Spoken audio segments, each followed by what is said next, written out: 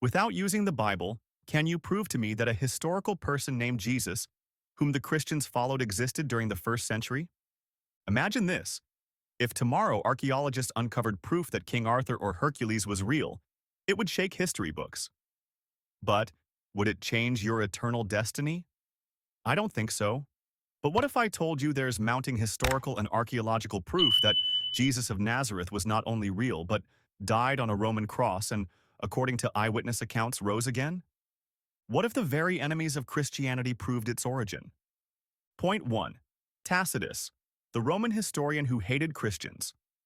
Around 116 AD, Tacitus, a Roman historian who despised Christians, wrote that Christus was executed under Pontius Pilate during Tiberius's reign. He wasn't writing sermons. He was recording history. And here's the kicker. Tacitus gets some details slightly wrong. He calls Pilate a procurator when his real title was prefect. How do we know? Because in 1961, archaeologists dug up the Pilate stone in Caesarea, carved with the words Pontius Pilatus, prefect of Judea. The Gospels got it right decades earlier, while Rome's top historians slipped.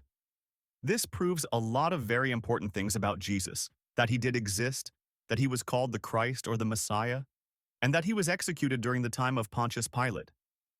What if a man who didn't believe in Jesus still couldn't write history without him? Point 2. Josephus, the Jewish historian who couldn't ignore Jesus. Josephus, a Jewish historian, mentioned Jesus twice.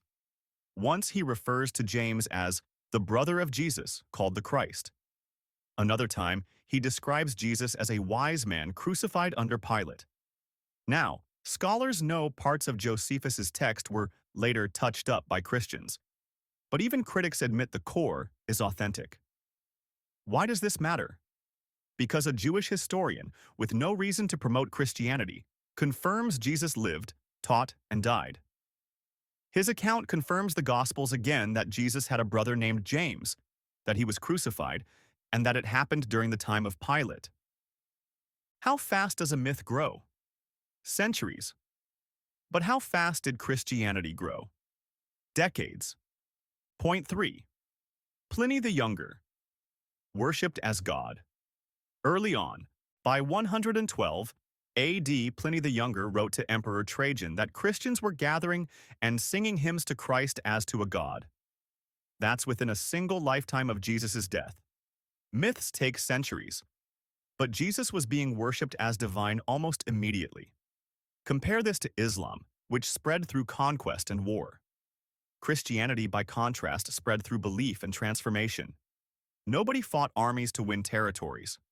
It exploded through conviction that a crucified Jew had risen from the dead. This historical proof is important because it tells us today that early Christians flourished through belief and that they worship Jesus as Christ. This belief is not something that developed over time. How can someone trying to mock Jesus do the exact opposite? Point 4. The Alexamenos graffito, mockery as proof. On a wall in Rome, archaeologists discovered crude graffiti from the 2nd century. A man with a donkey's head hanging on a cross, another man bowing, with the words, Alexamenos worships his God. This wasn't a Christian drawing. It was mockery. The Romans thought the idea of worshiping a crucified man was ridiculous, and yet, Christians really were worshiping a crucified man. You don't mock something unless it's actually happening. During Roman times, death by crucifixion was reserved to the vilest of offenders, and it was very scandalous that a historian once said that the very word must not be uttered by Roman lips. Yet a graffito, meant to make fun of Jesus instead, proves a very important historical fact, that there was someone who was crucified on the cross, who was worshipped as a god. What if bones in a box confirmed the very method of execution described in the Gospels? Point 5. The crucified heel bone. Archaeology catches up. In 1968, a tomb in Jerusalem revealed the heel bone of a man named Yehohanan. What is amazing about this finding is that it pierced straight through with a Roman nail. This was the first physical evidence of crucifixion in Judea. The Gospels weren't inventing a method of execution. They were describing reality. Jesus wasn't the only one crucified, but he was the only one whose crucifixion would turn the world upside down. This proves the Old Testament prophecy in Psalms 22 that they have pierced my hands and my feet, that indeed someone who is crucified gets his feet pierced. It also proves that Jesus' crucifixion account was real and accurate, especially when the resurrected Christ asked the disciples to look at his hands and his feet. If you make up a story that happened centuries ago, you will most likely get the details wrong. How do you catch a forger? By the details they don't know to fake. Point 6. The name study. Eyewitness fingerprints. Historians studied Jewish names from the 1st century. The most common names were Simon, Joseph, Mary, Judas, and John. And guess what? These are exactly the names we see in the Gospels. Not only that, the Gospels add identifiers to common names. Mary Magdalene, James son of Zebedee, while rare names stand alone.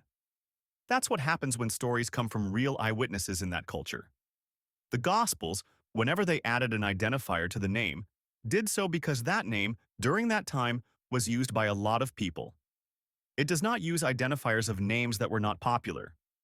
Amazingly, this method also helps to identify false Gospels or books. Like in the case of the Gospel of Thomas or the Gospel of Peter, they used unusual names or lacked identifiers that were used during the time of the 1st century Palestine. These apocryphal or heretical books also used Greek or Roman names in the wrong contexts, which suggests that they were written in the wrong time period but forced to sound like they were written by 1st century Christians. What if even your enemies remembered you? Jesus' enemies tried to bring him down but did the exact opposite. Point 7. Hostile witnesses. When enemies confirm instead of deny. The Jewish Talmud, though critical, refers to Yeshu, who practiced sorcery and led Israel astray, executed on the eve of Passover. Hostile witnesses don't support your theology, but they do support your existence. Even opponents couldn't erase Jesus from history. This proves again of Jesus' existence, even outside the Bible.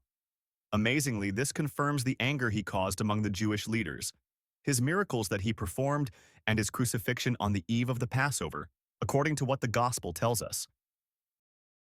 How could a fisherman in the 1st century describe something only doctors would understand 2,000 years later? Point 8. The medical revelation, blood and water. John 19 says when Jesus was pierced, blood and water flowed out. Ancient readers didn't know what that meant. But modern medicine does. Crucifixion causes fluid to build around the heart and lungs. A spear thrust would release both blood and clear fluid. Doctors today call this pericardial and pleural effusion. John wasn't writing poetry. He wasn't making things up. He was recording exactly what he saw, something only medical science centuries later would fully explain. He didn't make any outlandish claims. He didn't write things that would be medically contradicted thousands of years later. He wrote what he saw, and what he saw has been proven today by modern medicine to be true. How does a crucified carpenter from Nazareth outlast the Roman Empire? Point 9. The unstoppable spread. Within 30 years, Christianity spread from a backwater province to the heart of Rome. By Pliny's day, pagan temples were being deserted. And here's what's shocking. It didn't spread by sword, by politics, or by conquest. It spread because ordinary people were so convinced that Jesus had risen from the dead, they were willing to die for him. No myth spreads like wildfire under persecution. People would never be willing to die for something they know to be false or made up. But the disciples, who were hiding in a room after Jesus, their leader was crucified, suddenly became emboldened and were no longer afraid to die. There is only one reason this happened. They saw it, and they know Jesus' testimonies to be true. They were persecuted, and many of them were killed, tortured, and martyred, but they never forsook their faith or recanted their testimonies. Lies cannot do this. Only truth does. It is undeniable. Jesus really lived, really died, and really rose from the dead. And because all these happened, then all of his words carry eternal weight. And the only way to enter heaven is not by works, not by religion, but by faith in him alone.